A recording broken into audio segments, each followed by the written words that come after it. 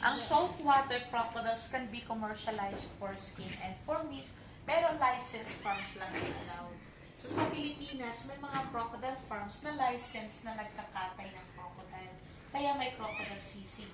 Ine-export nila yung balat sa ibang bansa like Singapore, and then the meat, that's what they make crocodile sisig na dinidistribute sa iba't ibang restaurant. Ang crocodile sisig is from Coral Farm sa Antipolo.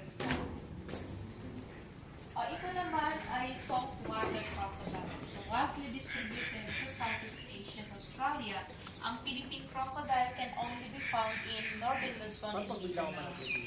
So, tayo ay nasa Southeast Asia. So, naturally, we have saltwater crocodile in the wild.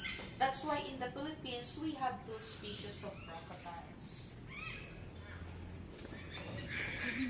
So as you can see, they have different color. Sana yung kanina yung maraming mahaba, We yung have nakatago. different amount of melanin in our skin. That's why we have different complexion. So yung maputi, hindi yan albino. Sadyang maputi lang siya. Albino is really white with red eyes. Kita mo, ganaw? May skincare mo. Ayun o. When their mouth is open just like this one, ibig sabihin, nag-regulate lang ng kanyang body temperature. Hindi siya. Dahil ang crocodile walang pores sa balat, kaya through their mouth.